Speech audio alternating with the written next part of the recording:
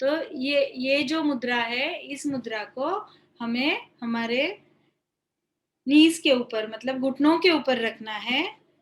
रीढ़ की हड्डी सीधी, एकदम सीधी, और कंसंट्रेट करना है हमें सामने जहां हम देख रहे हैं, और धीरे धीरे अपनी आंखों को बंद करना है।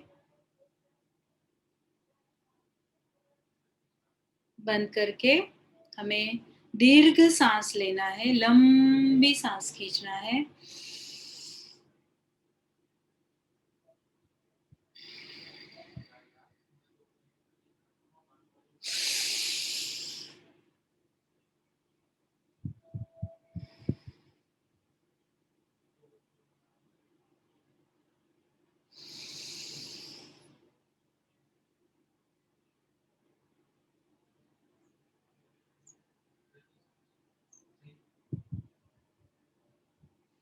आंखें बंद ही रखना है।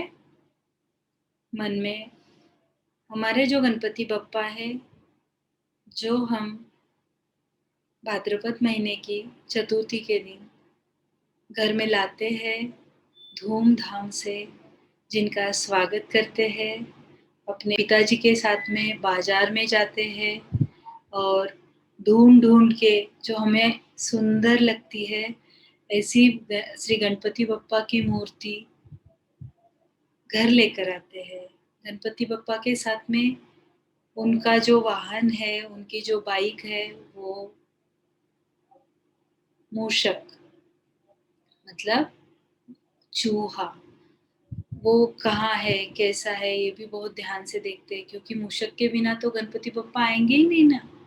तो उन गणपति बप्पा को आदर सहित, प्रेम पूर्वक हम हमारे घर में ला रहे हैं, ऐसा दृश्य हमें आंखें बंद करके देखना है। और फिर हमें उसके सामने बाजा बजा के उसका स्वागत करना है। उस पर से राई लून उतारना है। उतार रहे हैं ना, नजर लगती है। जैसे हमारी माता हम बहुत जब तैयार होते करती है, वैसे तो गणपति बप्पा की हम स्थापना करते हैं। 10 दिन हम बहुत धूमधाम से अथर्व शीर्ष बोल रहे हैं, गणपति स्तोत्र बोल रहे हैं, गणपति जी का जाप कर रहे हैं। हे गणपति बप्पा, हमें अच्छी बुद्धि देना। और उस गणपति बप्पा का स्वरूप आज हमें अपने मन के अंदर बिठाना है। सुंदर से गणपति बप्पा अपने हृदय में स्थापित हो गए हैं।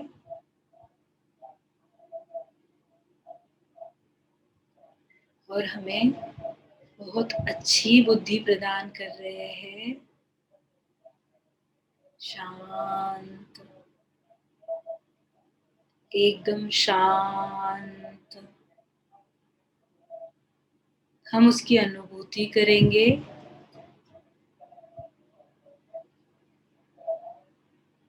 बहुत सुंदर गणपति बप्पा हमारे अंदर विराजमान हो गए हैं। धीरे धीरे धीरे अब हथेलियों का हम दर्शन करेंगे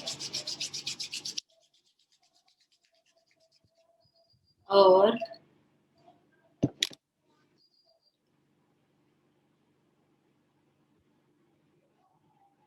आंखों पर प्रेशर नहीं डालेंगे, उंगलियों को नहीं घसना है।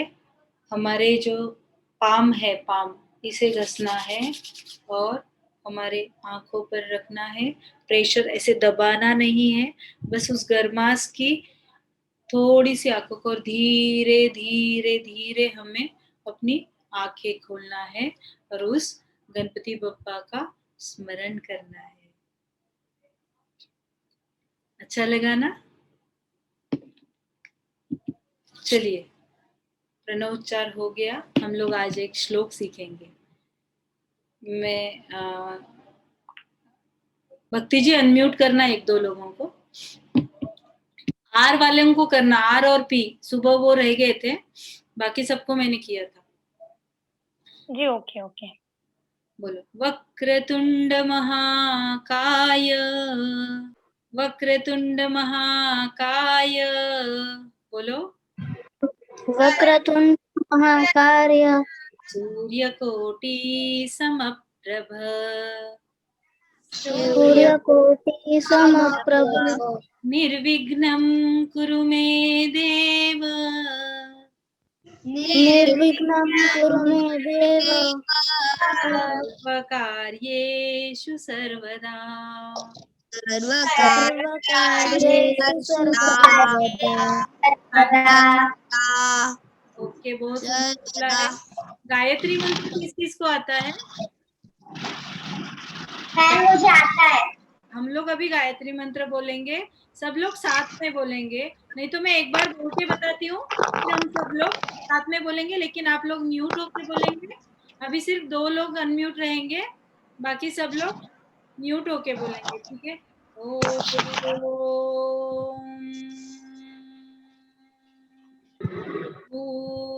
भूर्भुवः स्वः,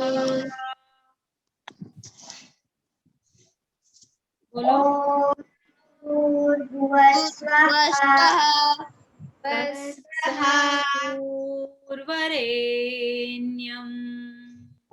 तत्सवितुर्वरेण्यं भर्गो देवस्य धीमहि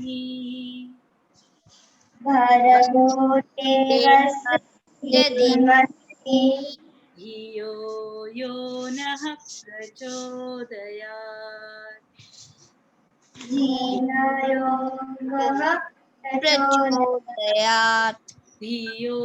यो नः प्रचोदयात्। योग नहीं बेटा, धियो यो न प्रचोदयात्।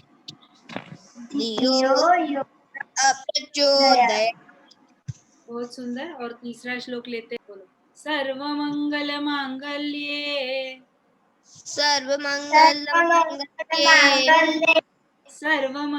मांगल्ये,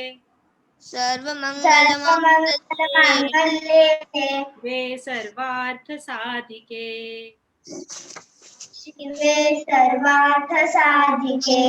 शरण्ये त्र्यंबके गौरी, शरण्ये गौरी, नारायणी नमोस्तुते।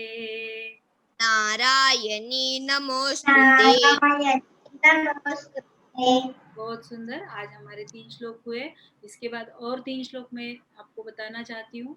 एक तो हमारा सबसे पहले गीता परिवार की छोटी सी प्रार्थना, वसुदेव सुतं देवं कंस चाणूर,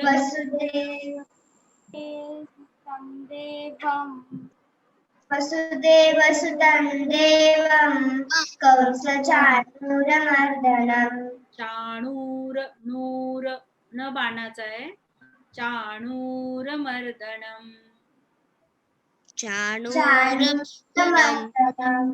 देवकी परमानंदं, देवकी परमानंदम, नहीं बोलना है, नंदं, गंगा का ग रहता है ना, गंग, वैसा, देवकी परमानंदं, देवकी परमानंदम, कृष्णं वंदे जगद्गुरुं। कृष्णं वंदे जगद्गुरु। और सुबह उठने के बाद हमें एक रोज प्रतिदिन श्लोक बोलना है, वह मैं आप लोगों को सिखाती है, हथेलिया। एक होता ऐसा है कि हम लोग सुबह उठते हैं, सारा काम करते हैं, पर कभी कभी कैसा होता है कि कुछ अगर बुरा हो जाता है, कोई बुरी चीज, कोई हमें डांट देता है या कुछ हमारे से गलती हो जाती है, तो हमारे मुंह से फटाक से क्या निकलता है, यार किसका मुंह देखा था कि सुबह सुबह, ऐसा आता है ना। तो वहीं से शुरुआत होती है निगेटिविटी की, मतलब नकारात्मक भाव की, तो वो हमें नहीं आने देना है। तो उसके लिए हमें सबसे पहले ये हथेलिया है, इनका हमें दर्शन करना है और बोलना है, कराग्रे वसते लक्ष्मी, कराग्रे करमध्ये वसते लक्ष्मी, करमूले स्थिता गौरी, प्रभाते करदर्शन। करदर्शनम। तो ये क्यों बोलना है आपको पता है क्या? कराग्रे, अग्रे मतलब ये उंगलियां हमारी, कर मतलब ये अपना हाथ। कराग्रे वसते लक्ष्मी, अपनी लक्ष्मी माता हमारी यहाँ पे, हम बोलते हैं ना पैसा, तो ये लक्ष्मी माता हमारी यहाँ पर विराजमान होती है ना। उसके बाद कर मध्य सरस्वती, यहाँ पर सरस्वती है, जिसकी वजह से मतलब हमारे मुट्ठी में हमारी बुद्धि है। मेरी आवाज आ रही है? हाँ। तो हमारी मुट्ठी में हमारी बुद्धि है। भेद भाव अपने दिल से साफ कर सके, भेद भाव अपने दिल से साफ कर सके, दोस्तों से भूल हो तो माफ कर सके, झूठ से बचे रहे, सच का दम भरे, दूसरों के जैसे पहले खुद को जय करे, हमको मन की शक्ति देना। अभी हम इसका एक बार अनुपठन करेंगे। भेद भाव अपने दिल से, बोलो बच्चों, भेद भाव अपने दिल से। आपके पास 2 मोबाइल ऑन है बेटा, एक ऑफ कर दीजिए। यहाँ पर 2 डिवाइस है, वहां पर एक डिवाइस बंद इको साउंड हो रहा है।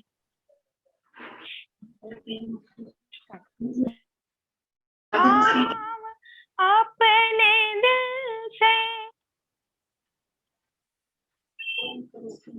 भेद भाव अपने दिल से लगे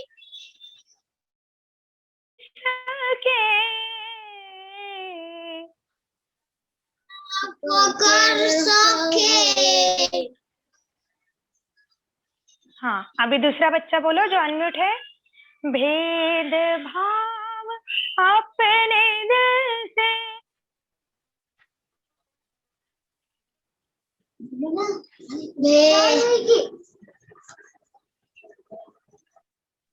आरोही समृद्धि।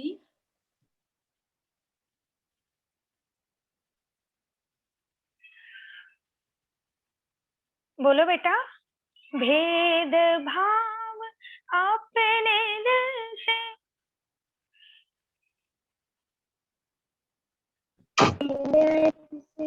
भेद भाव अपने दिल से साफ कर सके,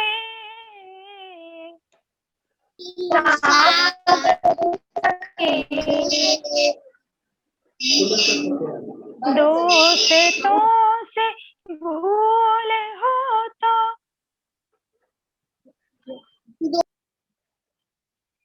दूसरों से भूल हो तो माफ कर सके,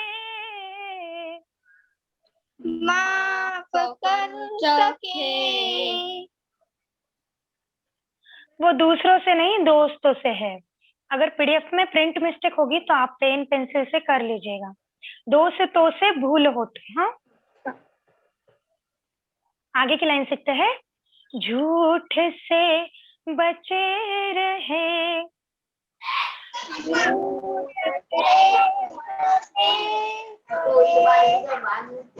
सच का दम भरे, सच का दम भरे, सच का दम भरे, झूठ से बचे रहे, झूठ से बचे रहे, सच का दम भरे, सच का दम भरे,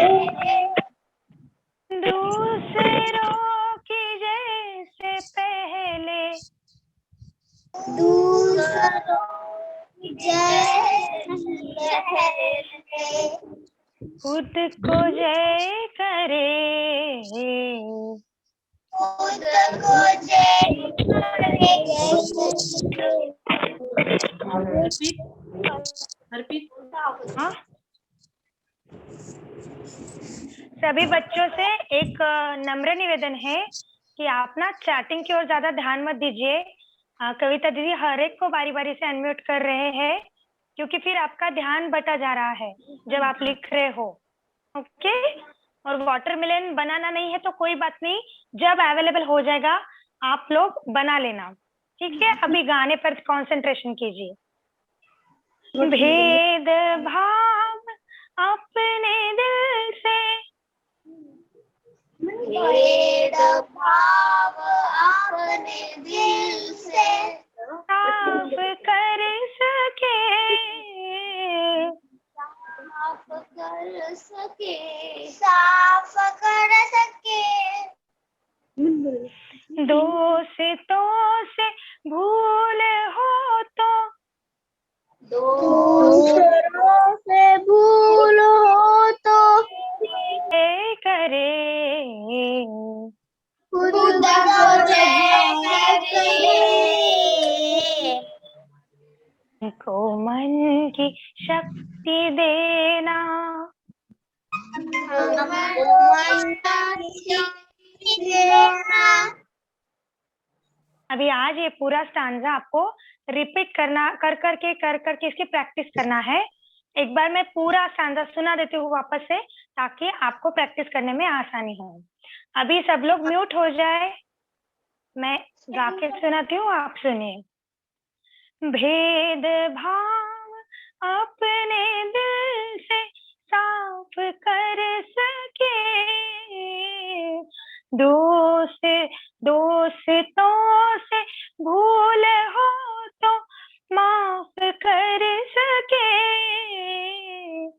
झूठ से बचे रहे, सच का दम भरे, दूसरों की जय से पहले खुद को जय करे, हमको मन की शक्ति देना।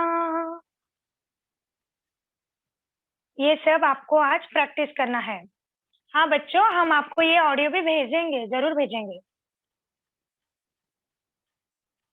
कविता दीदी, बहुत सुंदर आपने गीत सुनाया है और ये प्रार्थना बहुत मन को प्रसन्न भी कर लेती है। अभी हम चलते हैं अगले सेशन की ओर, जिसमें हम लोग आज नैतिक मूल्य और कुछ जनरल नॉलेज के प्रश्न सीखेंगे। मैं आमंत्रित करती हूँ हमारे मानवत गीता परिवार से सुनीता जी लड्डा इनको। सुनीता दीदी, आप हैंड रेज करिए। जय श्री कृष्ण। मैं सुनीता लड्डा, गुरुजी के चरणों में कोटि कोटि प्रणाम और सभी कार्यकर्ताओं, गीता परिवार के सभी कार्यकर्ताओं का आभार। चलो बच्चों, आज मैं तुम्हें बताने वाली हूँ भगवान को भोग क्यों लगाते हैं। भगवान तो जीवन जगत के पालनहारी है, उन्हें भूख की क्या आवश्यकता। वो भले ही भूखे रहते हैं, फिर भी हम भगवान को भोग लगाते हैं। मंदिरों में भोग लगाते हैं, घर में भोग लगाते हैं। जब भी कोई नया फ्रूट आता है जो बनाते हैं, वो उसका भोग लगाते हैं। इसके पीछे एक मनोविज्ञान है। भगवान ने हमें इतना सब कुछ दिया है, उसी का ही हम भगवान को भोग लगाते हैं। भगवान अभोक्ता है, उन्हें भोग की आवश्यकता नहीं है।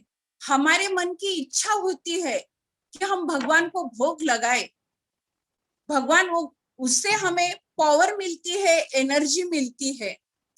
कहते हैं जैसा खाए अन्न वैसा होए मन, जैसा पिए पानी वैसी होए वाणी। अब आपको हमें पता नहीं चलता, हम जब खाना बनाते हैं उस समय हमारे मन की पीड़ा क्या है, हमारे मन में क्या विचार चल रहा है, हमें पता नहीं चलता है किसी को। हम जब बोलते, कभी कभी हम दर्द से रहते हैं, कभी कभी बहुत उलझने रहती है, कभी कभी तो हम बहुत खुशी से खाना बनाते हैं और भगवान को भोग धरे बिगर अगर हम ये खाना खा लेते हैं तो हमारे जो ग्रंथियों में उसका ग्रहण होता है, जो रस जाता है हमारे शरीर में, वैसे ही हमारी मृत्यु हो जाती है। इसलिए हमें भगवान को भोग बताना चाहिए।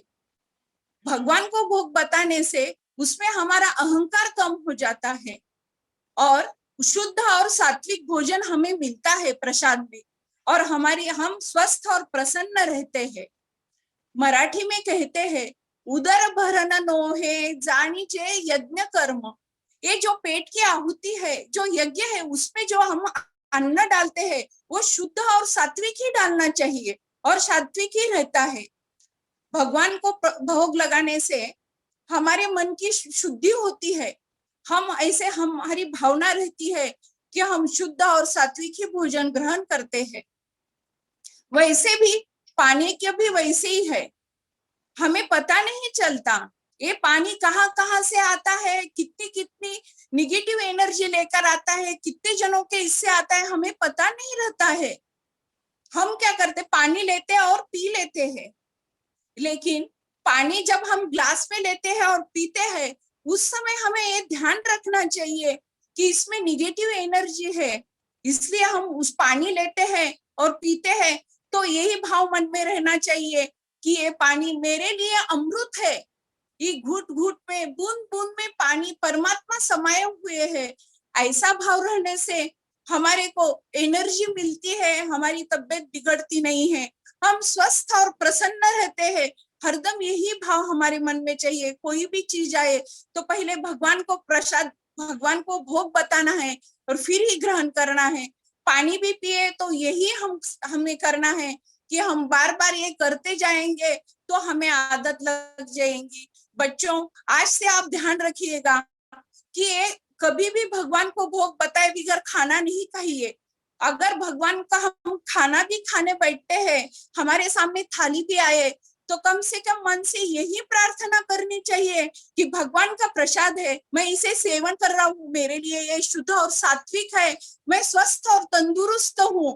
पानी पीते समय भी यही बार बार कहना चाहिए कि ये मेरे लिए अमृत है, इसमें बूंद बूंद में परमात्मा समाये हुए। जब हम बार बार ऐसा करेंगे तो हमको ये आदत लग जाएगी। और फिर आप बच्चे जब कहेंगे, कहीं गए बड़े हुए तो कोई कहेगा आपको इतने जल्दी कैसे पता चला, ये कैसे मालूम है, तो आप भी कहेंगे हम गीता परिवार में गए थे, तब ये सीखा था हमने। मुझे लगता है सभी बच्चे आज से ऐसा जरूर करेंगे, भोग दिखाए बिगर भगवान को खाएंगे नहीं और पानी भी नहीं पिएंगे। बच्चों, मालूम हुआ आपको भगवान को भोग क्यों बताना है? अगर भगवान को भोग लगाए तो एक आप अच्छे मानव बन जाएंगे। बच्चों, हम अब प्रश्न की ओर चलते हैं। आज मैं आपको कुछ सवाल पूछती हूँ। पहला प्रश्न है, अनम्यूट करती हूँ, आप एक एक को पूछिए। ठीक है। हाँ। अंक गणित के शून्य का शोध किसने लगाया? चैट बॉक्स में लिख सकते हो आप लोग, चैट बॉक्स में। समझ में आया क्या? अंक गणित के शून्य का शोध किसने लगाया? चैट बॉक्स में लिखिएगा, चैट बॉक्स में।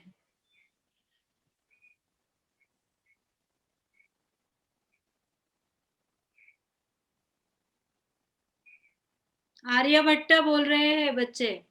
बराबर है, एकदम सवाल बराबर है, उत्तर चलेगा। ये सारे क्वेश्चंस आप लोगों को, आपने जो नोटबुक बनाई है उसमें क्वेश्चन और आंसर्स लिखना है। आखिरी के दिन सुंदर वही प्रतियोगिता में उस नोटबुक का प्रदर्शन हम लोग देखने वाले हैं। मतलब उसका जो भी हम बोलेंगे वो करके आपको भेजना है। लेकिन सुंदर वही का आप लोगों को आखिरी के दिन प्राइज मिलने वाला है, तो इस चीज का आप लोगों ने ध्यान रखना है। दीदी, अगला प्रश्न। अच्छा, हाँ। दूसरा प्रश्न, जालियनवाला बाग हत्याकांड किस राज्य में हुआ था? जालियनवाला बाग हत्याकांड किस राज्य में हुआ था?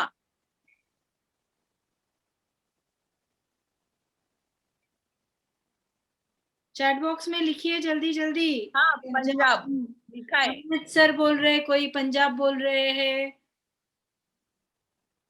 पंजाब, पंजाब। बहुत सुंदर। जिन्होंने पंजाब लिखा है वो करेक्ट है।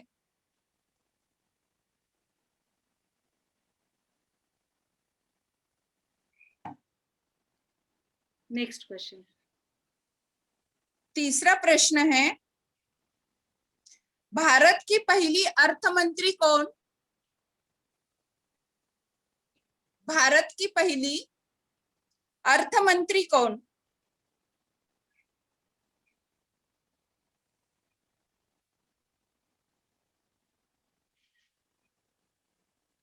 कोई करेक्ट है। निर्मला सीतारामन बोल रहा है, कोई इंदिरा गांधी हाँ, बोल रहा है, कोई मनमोहन हाँ, सिंह बोल रहा है। जो निर्मला सीतारमन बोले उनका बराबर है भाभी। बहुत सुंदर, बहुत सुंदर। सब बच्चे बहुत होशियार है। अपने कौन से ऋषि ने क्रोध में आकर अपनी पत्नी को शीला बनाया? कौन से ऋषि ने क्रोध में आकर अपनी पत्नी को शीला बनाया? गौतम, करेक्ट ये हो तो।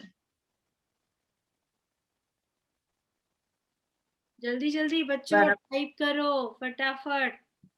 हाँ, बहुत जनों ने सही जवाब दिए। बहुत सुंदर। गौतम ऋषि।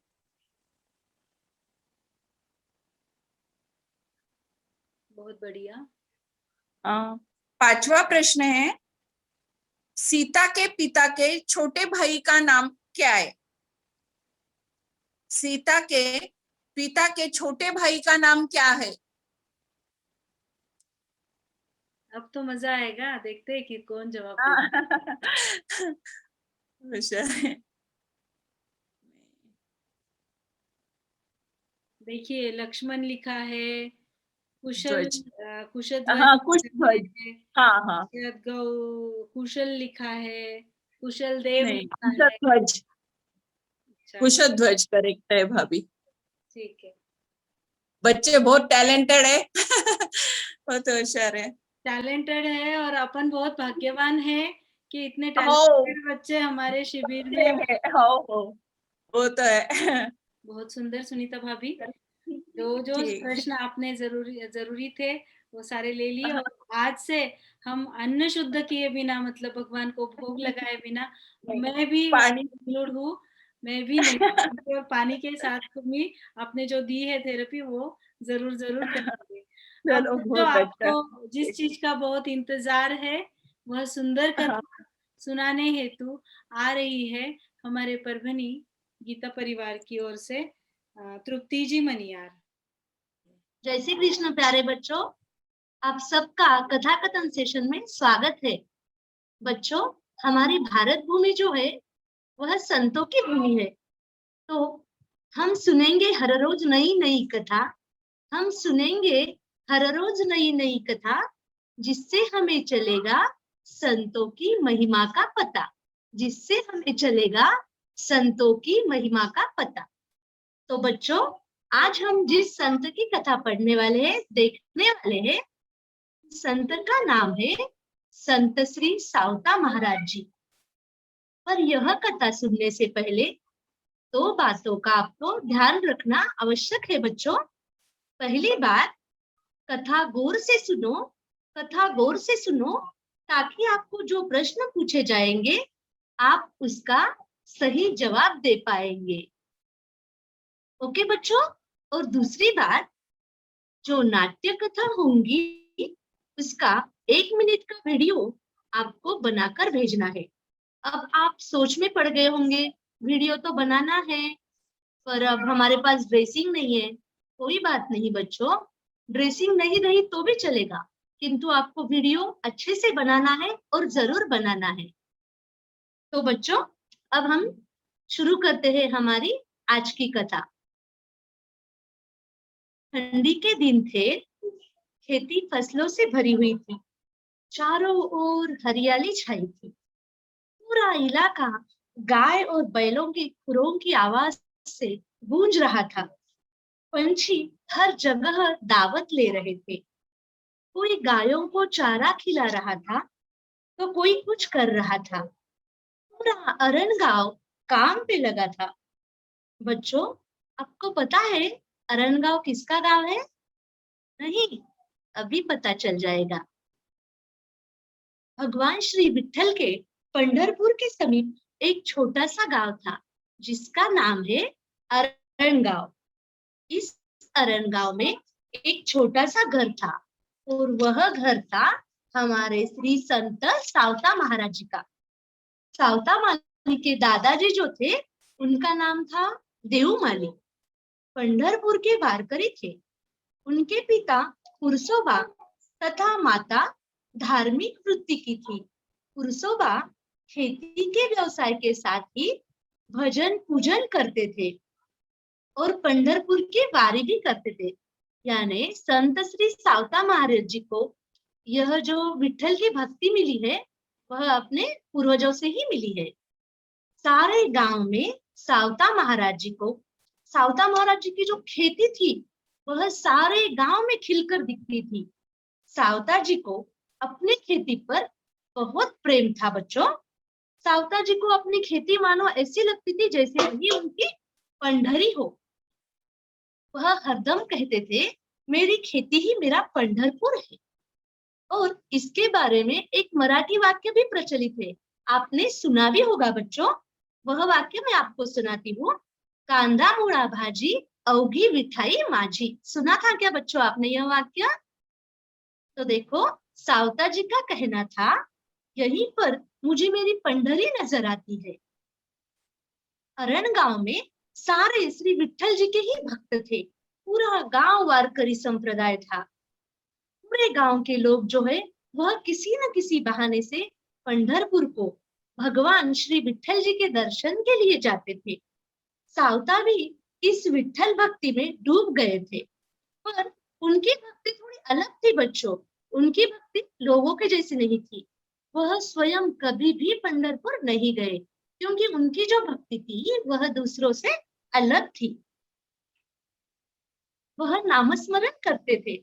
जो भी पंढरपुर से दर्शन करके आता था उसके चरणों में सावता अपना सिर झुका देता था और वह कहता था, छोटा हो या बड़ा कोई बात नहीं, किंतु आप विठ्ठल जी के दर्शन करके आए हो तो मैं आपके दर्शन करना चाहता हूँ। ऐसी सोच थी सावता महाराज जी की। एक बार गांव के एक व्यक्ति ने सावता जी को पूछा, सावता जी, आपकी तो इतनी भक्ति है विठ्ठल जी पर और पंढरपुर हमारे यहाँ से दूर भी नहीं है, फिर आप स्वयं क्यों नहीं आते वहां दर्शन को? तब सावता जी ने बहुत ही अच्छी तरह से जवाब दिया बच्चों। उन्होंने कहा, अगर मैं पंढरपुर गया तो मुझे एक ही विठ्ठल दिखाई देंगे, किंतु यहाँ पर तो मुझे हर जगह विठ्ठल दिखाई देते हैं। देखो बच्चों, सावता जी ने बहुत ही सुंदर जवाब दिया है। उनका कहना था, मुझे यहाँ जगह जगह विठ्ठल नजर आता है। अगर हमारे घर में ही दुखती गाय हो तो हम बाहर क्यों जाए भला? स्वयं विठ्ठल ही उनसे मिलने, ऐसा कहा जाता है, स्वयं भगवान विठ्ठल ही उनके घर पर आते थे उनसे मिलने। सावता महाराज जी जो थे वह कर्म मार्गी संत थे। कर्म करते रहना यही ईश्वर सेवा है, ऐसी सीख सावता जी ने हम सबको दी। उनका ऐसा विचार था कि ईश्वर को प्रसन्न करना हो तो, देखो बच्चों ध्यान लगाकर सुनो, अगर आपको ईश्वर को प्रसन्न करना हो तो आपको जप तप की आवश्यकता नहीं है तथा कहीं भी दूर तीर्थ यात्रा भी जाने की आवश्यकता नहीं है बच्चों। आपको केवल क्या करना है, सिर्फ अंतःकरण से आपको ईश्वर का चिंतन करना है बच्चों। तो देखो, अगर मन में हम ईश्वर का मन से दिल से चिंतन करते हैं तथा हमारे मन में श्रद्धा हो तो ईश्वर जरूर प्रसन्न होते हैं एवं हमें दर्शन देते हैं। उन्होंने नाम जप पर अधिक बल दिया। ईश्वर प्राप्ति के लिए संन्यास लेना अथवा सर्व परित्याग करने की आवश्यकता नहीं है। प्रपंच करके भी हम ईश्वर की प्राप्ति कर सकते हैं, ऐसे सावता जी का कहना था बच्चों। एक तो बहुत ही सुंदर बात सावता जी ने बताई हमें। देखो उनकी कहानी में क्या आता है आगे। एक बार स्वयं पांडुरंग साक्षात विठ्ठल भगवान सावता जी के घर गए बच्चों। ठंडी के दिन थे और तब सावता महाराज कंबल लेकर बैठे थे और फिर वहां से साक्षात पांडुरंग भगवान आए और सावता जी से कहने लगे, सावता जी मुझे छुपा लो, मुझे छुपा लो। सावता जी ने कहा, क्या हुआ, आपको क्यों छुपाना है? तब पंढरपुर के विठू माउली ने बताया कि मेरे पीछे 2 चोर लगे और वो 2 चोर कौन थे पता है बच्चों? साक्षात ज्ञानेश्वर महाराज और नामदेव। और पंढरपुर के विठ्ठल भगवान ने सावता जी से कहा कि यह 2 चोर मेरे पीछे लगे हैं, आप मुझे कहीं छुपा लो। तब सावता महाराज जी ने अपनी छाती फाड़कर अपने हृदय में साक्षात पंढरपुर के विठ्ठल को छुपा लिया था। ऐसा कहा जाता है, ढूंढते ढूंढते जब संत ज्ञानेश्वर और नामदेव सावता जी के पास आ पहुंचे, तब उन्होंने बहुत याचना, बहुत प्रार्थना की कि पंढरपुर के विठ्ठल भगवान यहाँ कहीं छुपे हैं और हमें उनके दर्शन करने हैं।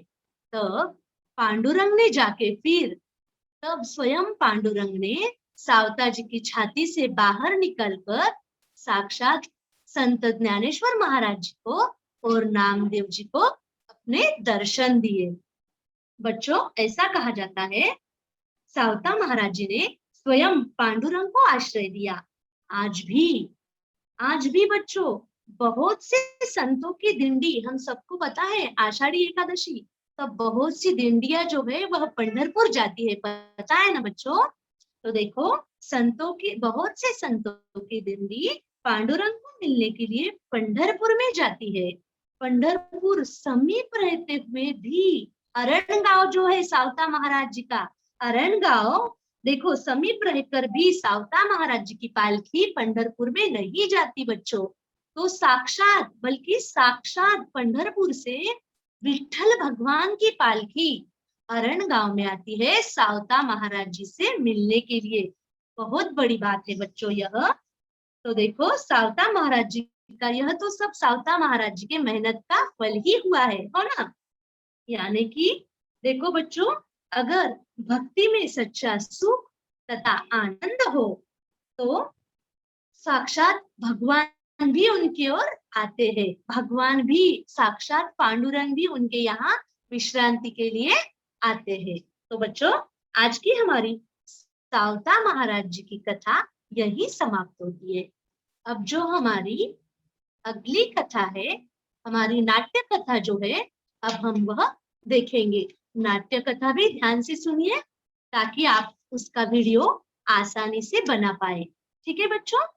तो आज की जो हमारी नाट्य कथा है उसका नाम है गंगा स्नान। अब सबसे पहले मैं आपको एक सवाल पूछना चाहती हूँ। भाभी प्लीज बच्चों की माइक ऑन कीजिए ना 1 मिनट के लिए, 2 ही सेकंड के लिए, किसी भी बच्चों को। बहुत आसान सवाल है बच्चों। आपको पता है कल हमने स्वामी विवेकानंद की कथा पढ़ी, तो जिसको भी स्वामी विवेकानंद जी के गुरु का नाम पता है वे बताइए। स्वामी विवेकानंद जी के गुरु का नाम गुरु का नाम बताना है बच्चों, गुरु का नाम। स्वामी विवेकानंद जी के गुरु का नाम बताना है आपको। गर्व। अच्छा ठीक है, नहीं पता मैं बता देती हूँ बच्चों। स्वामी विवेकानंद जी के गुरु का नाम था रामकृष्ण परमहंस। ध्यान रखना, रामकृष्ण परमहंस। और आज हम जो यहाँ नाटिका देखने वाले हैं, नाट्य कथा जो देखने वाले हैं, वह है रामकृष्ण परमहंस जी की गंगा स्नान के ऊपर यह नाटिका है बच्चों। ध्यान लगाकर सुनो ताकि आप यह नाटिका द्वारा बहुत ही बखूबी प्रस्तुत कर पाए। ठीक है बच्चों? चलो तो देखो, परमहंस जी जो थे स्वामी विवेकानंद के गुरु रामकृष्ण परमहंस जी, वे क्या करते थे बच्चों? हरदम स्नान करने के लिए वह घर पर स्नान नहीं करते थे, वह स्नान करने के लिए गंगा तट पर जाते थे, गंगा जी पर हर रोज जाते थे।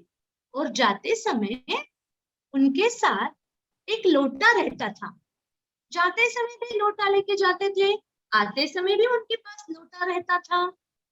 एक बार क्या हुआ, वह जिस रास्ते से गुजर रहे थे वहां 3-4 आदमी कुछ खड़े होंगे, 2-3 होंगे। वहां आदमी परमहंस जी की ओर निरीक्षण कर देख रहे थे, फिर आपस में बात कर रहे थे कि क्या बात है, यह स्वामी जी को हम हर रोज देखते हैं यहाँ से जाते समय, और जब भी देखते हैं उनके हाथ में यहाँ से जाते समय भी एक लोटा रहता है, लोटा रहता है। क्या बात है, ये क्यों हर रोज लोटा लेकर जाते होंगे?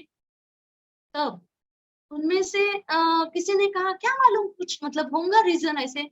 फिर दूसरे दिन, अगले दिन भी फिर परमहंस जी जा रहे थे, फिर से वो आदमी उनके निरीक्षण कर रहे थे, वो 2-3 जो आदमी थे उन्होंने फिर से निरीक्षण किया कि आज भी परमहंस जी के हाथ में लोटा है, आते समय भी है जाते समय भी है। फिर उसमें से एक व्यक्ति ने कहा, क्यों रे कमलकांत, क्या बात हो सकती है भला, ये महाराज नदी पर जाते समय लोटा क्यों साथ में लेकर जाते होंगे?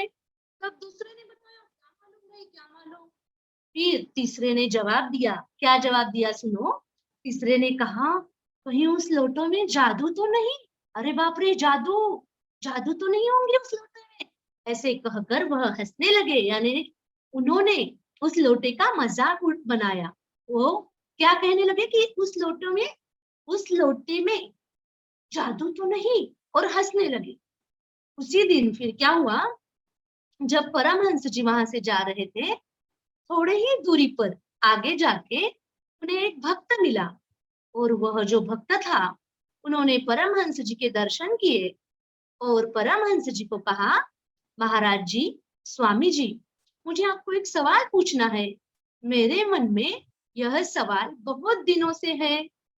तब परमहंस जी ने कहा, ठीक है भाई, पूछो क्या सवाल है आपके मन में। तब उस भक्त ने कहा कि मेरे समझ में नहीं आता, आप हर रोज जाते समय लोटा लेके जाते हो, आते समय भी लोटा लेके आते हो, क्या बात है, क्या गंगा स्नान का पुण्य लोटे को भी मिलता है? ऐसा कहा उसने। फिर परमहंस जी ने क्या जवाब दिया सुनो, देखो उन्होंने क्या कहा। उन्होंने कहा, यह लोटा मैं गंगा जी पर स्नान करते समय लेकर जाता हूँ और वापस भी लेकर आता हूँ। पर क्यों लेके जाता हूँ, उसका जो रीजन है उन्होंने बताया, उसका कारण उसके पीछे का, यह जो तांबे का लोटा है, अगर हम इसे अच्छे से साफ नहीं करेंगे तो यह क्या हो जाएगा, गंदा हो जाएगा, यह काला दिखने लगेगा। इसीलिए मैं क्या करता हूँ, इस लोटे को हर रोज अपने साथ लेके जाता हूँ गंगा जी पर, इस लोटे की सफाई करता हूँ और फिर सफाई करके अपने साथ लेके आता हूँ। और यह कहते कहते आगे स्वामी जी ने और एक बात बताई। स्वामी जी ने क्या बताया बच्चों, कि जिस तरह से यह धातु का लोटा है, फिर भी हमें इसकी क्या करनी पड़ती है, सफाई करनी पड़ती है, हमें इसे साफ करना पड़ता है, अन्यथा यह लोटा काला दिखता है। ठीक उसी तरह बच्चों हमारे मन का भी है, हमारा मन भी हमें हर रोज शुद्ध करना चाहिए।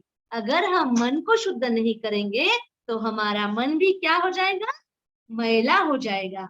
और इसीलिए महाराज जी ने उसे क्या कहा कि बच्चों, मन पर भी बाहर के वातावरण का विपरीत परिणाम होता है, इसलिए जिस तरह से लोटा साफ करते हैं, ठीक उसी तरह हमें मन को भी शुद्ध करना चाहिए। और हमारे मन को पवित्र करने के लिए हमें क्या करना चाहिए, मन को पवित्र करने के लिए हमें प्रार्थना, सत्संग और अच्छे अच्छे किताबों का पठन करना चाहिए बच्चों। तो बच्चों, आपको यह नाट्य कथा समझ में आई क्या? इस नाट्य कथा में देखो, आपको जब वीडियो बनाना है तो बहुत ही आसान है। आपको एक रोल प्ले करना है स्वामी परमहंस जी का, जो गंगा जी के तट पर जाते होंगे, और दूसरा जो रोल आपको प्ले करना है वह करना है उस भक्त का जो कि स्वामी जी से पूछता है। इस तरह से आप अगर दो भी रोल में यह वीडियो करेंगे तो बहुत अच्छा होगा बच्चों। मैं आशा करती हूँ आपको आज की यह नाट्य कथा भी अच्छी लगी होंगी और आप इसका वीडियो जरूर बनाएंगे। जय श्री कृष्ण प्यारे बच्चों। मैंने कुछ बच्चों को अनम्यूट किया है। क्या समझा है इस कथा में से, आप 1 मिनट में बताओगे? देखो, ज्ञान है, शैशा है, सिद्धि, श्रिया, आप लोग बोल सकते हो। आप लोगों को म्यूट किया है, मैं अनम्यूट किया है। शैशा, आप कुछ हमें बोलो। हमारे मन को साफ कर, बहुत सुंदर। हमें अपना मन साफ रखना चाहिए। हमें हमें हमारा मन हमें हमारा मन रखना और चाहिए, सब कुछ साफ रखना चाहिए। बहुत बढ़िया, के लिए प्रार्थना बोलनी पड़ेगी। बहुत सुंदर। तो बच्चों ने इतना ध्यान से कथा सुनी है। और तृप्ति दीदी, आपका तो क्या कहना था? आपने कथा का इतना सुंदर माहौल बना दिया था कि मन ही नहीं हो रहा था कि कथा से हम लोग बाहर निकले। परंतु समय की धन्यवाद।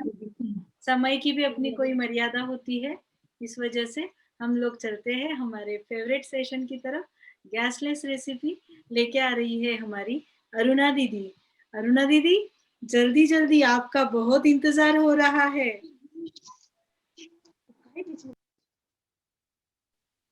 जय श्री कृष्ण बच्चों।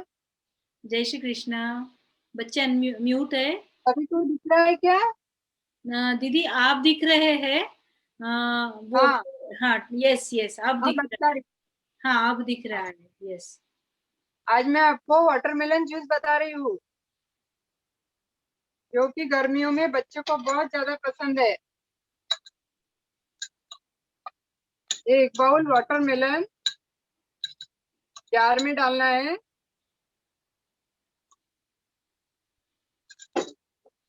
अगर आपका वाटरमेलन फीका है तो ज्यादा शुगर डालना, और अगर मीठा है तो कम शुगर डालना। इसका मतलब पहले टेस्ट करना है, कितना मजा आएगा ना। हाँ, और ये काली मिर्च 2 पिंच, एक काला नमक 2 चुटकी, मेरे तो अभी और से कुछ मुंह में पानी आ पुदीने रहा के है। पत्ते। मेरे तो मुंह में अभी से पानी आ रहा है दीदी। मुझे मानवत आना पड़ेगा जूस पीने। चलो चलो, आ जाओ। और थोड़ा सा लेमन जूस 2-3 ड्रॉप। मतलब फ्रेश नींबू पानी ना? हाँ, फ्रेश। मैंने निकाल के रखा नींबू का जूस। हाँ हाँ, यस। हाँ,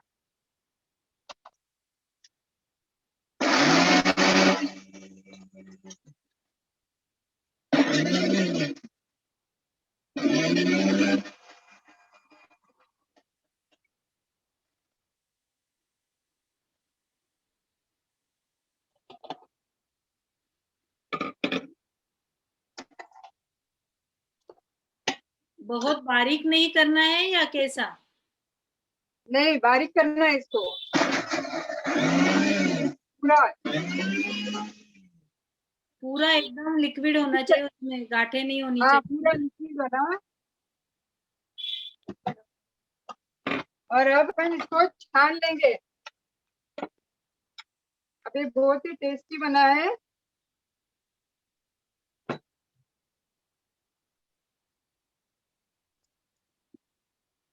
इस तरह ये छान लेना है। आज सभी बच्चों के घर में शाम में वाटरमेलन जूस। सबके माताजी, पिताजी, दादाजी, चाचा जी, चाची जी, सब लोग खुश हो जाएंगे। बच्चे इतना प्यारा प्यारा जूस बना के पिलाएंगे सबको। हाँ, अब इसे छान लिया है। अब एक ग्लास में आइस डालना। 2-3 क्यूब डालना है इसके, और फिर ये जूस डालना है। दीदी इसको छानना नहीं है ना? छानी ना मैंने अभी। हाँ नहीं मतलब हाँ राइट। हाँ, छान के और इसको डेकोरेट करना।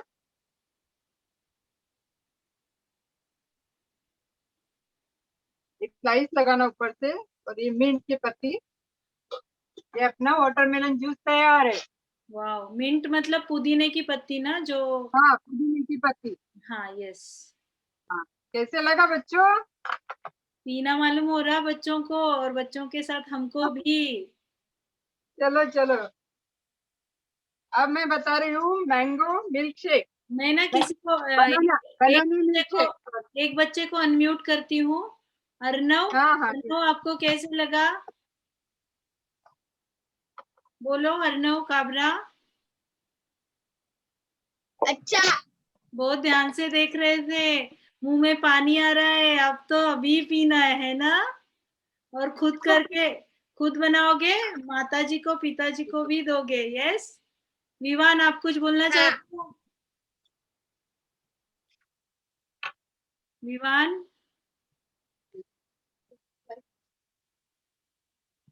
अब हमें बनाना मिल्क शेक बनाना है।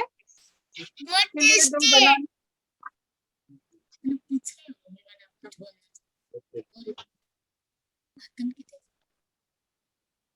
2 बनाना लिया मैंने, इसे कट किया है।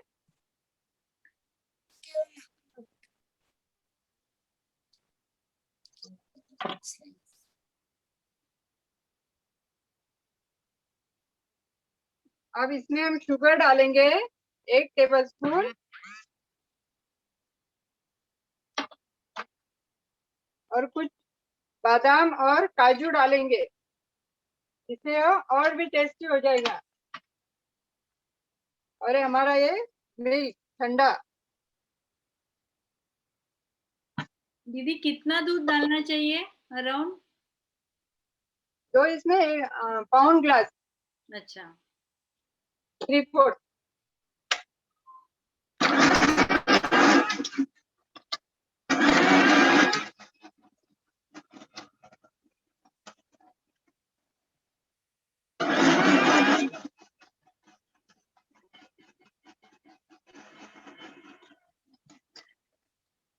दूध ठंडा लेना, इसमें आइस डाले तो पतला हो जाएगा ये।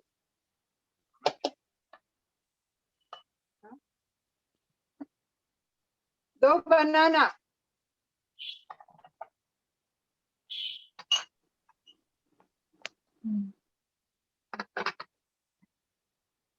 अब हमें ये ग्लास में डालना है बिना छाने।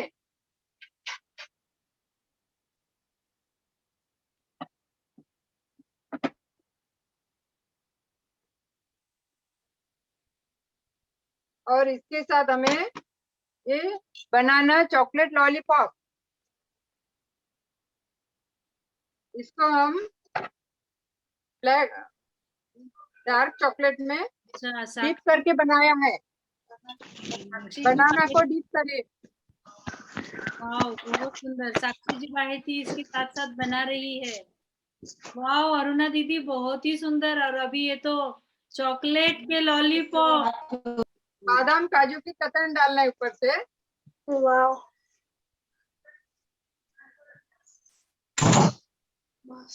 कैसे लगा बच्चों? बहुत सुंदर। Hello ma'am. हाँ बोलो। मैम वो लॉलीपॉप कैसे बनाए आपने? डार्क चॉकलेट मेल्ट करके उसमें डीप करना है, और फिर फ्रीज करना है उसको ओके बनाना स्लाइस। ओके। अक्षरा सोमानी। और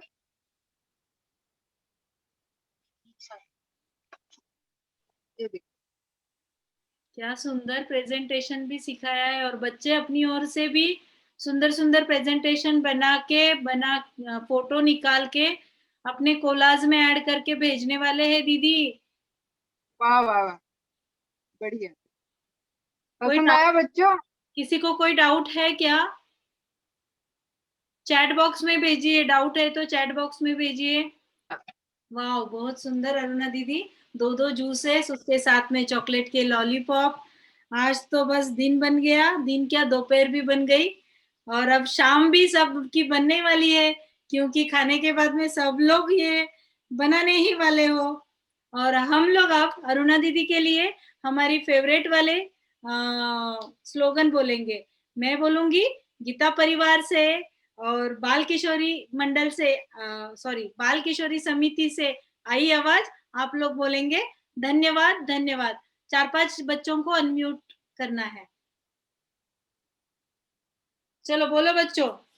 परभनी गीता परिवार और माहेश्वरी महिला संगठन के बाल किशोरी से आई आवाज। अरुणा दीदी को बोलेंगे सब लोग एक साथ।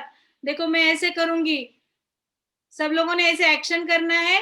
सुंदर सुंदर फूल, बोलो सुंदर सुंदर फूल। करो सब लोग। ये लो अरुणा दीदी फूल, बोलो ये लो अरुणा दीदी फूल। तो अरुणा दीदी का हमने फूलों से स्वागत किया है। बढ़ते हैं हमारे अंतिम सत्र की ओर। गीत सीखना है हमें देशभक्ति पर, और बहुत सुंदर गीत है, तो उसे करने आ रही है हमारे जिंतूर से हमारी बहना मनीषा जी पोरवाल।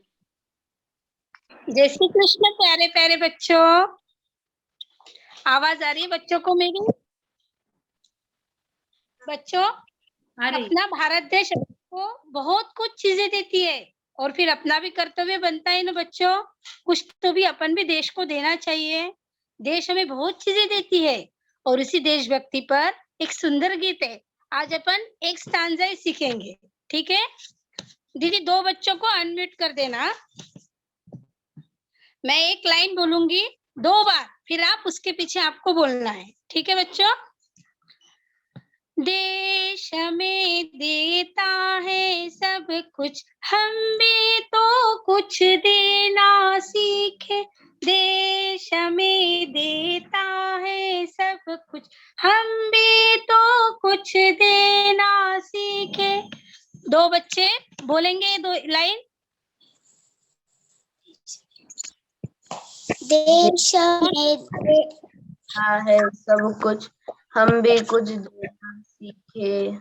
हम भी कुछ देना सीखे। हाँ, देश हमें देता है सब कुछ, हम भी तो कुछ देना सीखे। देश में देता है सब कुछ, हम भी कुछ देना सीखे। बहुत सुंदर, कितने प्यारे प्यारे बच्चे। एक ही इसमें लाइन आगे बच्चों को। चलो ठीक है, अब मेरा ये अच्छे से नेक्स्ट 2 लाइन।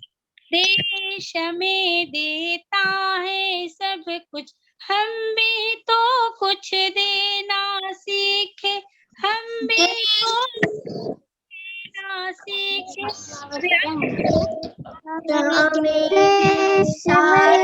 सब कुछ, हम भी तो कुछ देना सीखे।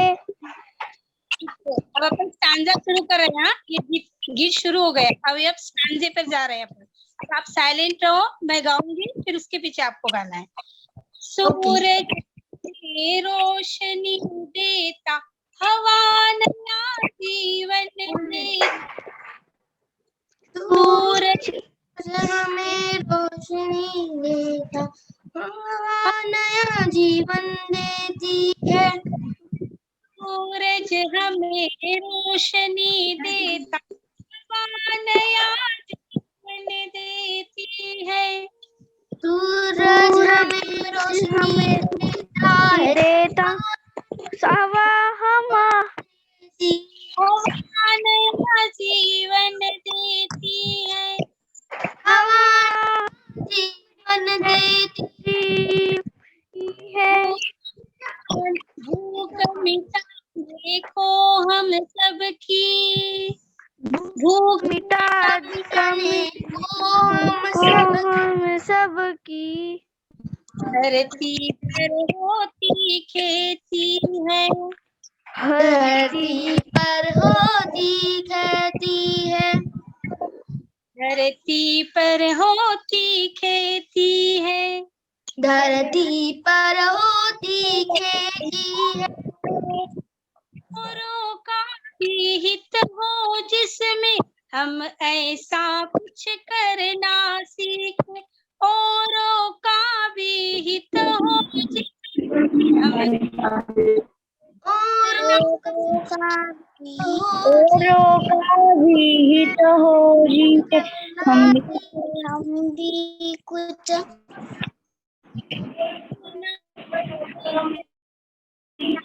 सीखे। कुछ देना सीखे। अच्छा, बहुत अच्छे से प्रैक्टिस करो। कैसे अपने को अपन जी सकते हैं क्या? की आवाज बार बार ब्रेक हो रही है। मेरी आवाज ब्रेक हो रही है? हाँ मैम। आवाज आ रही है बच्चों? आप आवाज आ रही है? यस हाँ मैम। मैम। एक आवाज आ रही है बेटा? हाँ मैम। ठीक है, मैं एक स्टांजा पूरा बोल के बताती हूँ, आप अच्छे से और एक बार सुनिए। दे देता ये तो सीख हम भी तो कुछ जीवन देती है हवा, जीवन देती है भूख मिटाने को हम सबकी धरती पर होती खेती है। धरती पर होती खेती है। औरों का भी हित हो जिसमें, औरों का भी हित हो जिसमें हम कुछ ऐसा करना सीखे। देश में देता है सब कुछ, हम भी तो कुछ करना सीखे। आया क्या बच्चों समझ में? हाँ हाँ मैम। मैम नहीं अच्छा। बोलना है। एक सूचना मैंने सुबह दी थी, कोई भी मैम नहीं बोलेगा। दीदी, ताई, काकी जी, जो भी आपको सही लगे आप बोल सकते हो, लेकिन मैम नहीं बोलेंगे। हम लोग टीचर्स नहीं है, हम लोग आपके अच्छा बच्चों, मैं परिवार। आप आपको गीत समझ में आया क्या? कुछ बोल समझ में आए? देश हमको क्या दे रहा है? दीदी की समझ में आ रही है आपको? चाल बोल हाँ। समझ में आ रहे हैं? अच्छा, मैं आपके अभी दीदी ने सुंदर फूले दिए ना, मैं आपके लिए एक मराठी में सुंदर फूल देती हूँ आपको। हाँ? ये देखो आप, छान छान फूले, मस्त मस्त फूले। पता है ये किसके लिए है? आपके लिए है, क्योंकि आप बहुत सुंदर सीख रहे हो, हर बात अच्छे से देख रहे हो, स्टोरी भी सुन रहे हो, मैं देख रही आपको बहुत अच्छे से पढ़ रहे हो। और ये गीत आपको समझ में आया क्या? एक स्टांजा मैं और एक बार गा के बताऊं? बहुत सुंदर मनीषा दीदी, हम लोगों को देशभक्ति के बारे में आपने बहुत सुंदर गीत बना के सुनाया है। तो अभी हमारे सारे संस्कार वर्ग के बच्चे भी यह देशभक्ति का भी गीत बहुत सुंदर गाएंगे और उसके ऑडियो बना के हम लोगों को जरूर भेजेंगे। सबसे पहले तो सुबह से हम बता ही रहे हैं, आपको एक ही कोलाज में आपका नाम लिख के सारे फोटोज डाल के भेजना है। अगर एक कोलाज में नहीं बैठ रहे हैं तो आपके लिए एक ऑप्शन है, आप 2 कोलाज बना सकते हो। तो ये चीज के लिए आपको छूट दी जाएगी। दूसरा, आज सुंदर सुंदर मतलब टेस्टी टेस्टी जूस बना के पियोगे और गीता परिवार और माहेश्वरी महिला संगठन की याद करोगे, मतलब अपने संस्कार वर्ग की, और सबसे मेन तो अरुणा दीदी की, है ना। फिर उसके बाद तिलक लगा के तो मैंने देखा है काफी बच्चे बैठे हैं और आज काफी बच्चे अपने माता पिता को प्रणाम करके भी आए हैं। मेरा एक निवेदन है सभी बालकों के अभिभावकों से कि आप लोगों को आपके बालकों के प्रति कैसा लग रहा है इस शिविर में, ये आप जरूर लिख के भेजिएगा, क्योंकि 7 से 8 एक घंटे के लिए ग्रुप पूरे ओपन हो जाएंगे। और बाय मिस्टेक अगर किसी लिस्ट में या किसी ग्रुप में बच्चे को ऐड नहीं किया गया होगा तो फिर वो भी आप लोग बता सकते हो। उसी समय पे हम लोग पूरा चेक करेंगे ध्यान से। और आप सभी बालकों का बहुत बहुत स्वागत और अभिनंदन करते हुए आज के सत्र को समापन की ओर ले जाती हूँ। समापन प्रार्थना। योगेशं सच्चिदानन्दं वासुदेवं रजप्रियं धर्मसंस्थापकं वीरं कृष्णं वंदे जगद्गुरुं।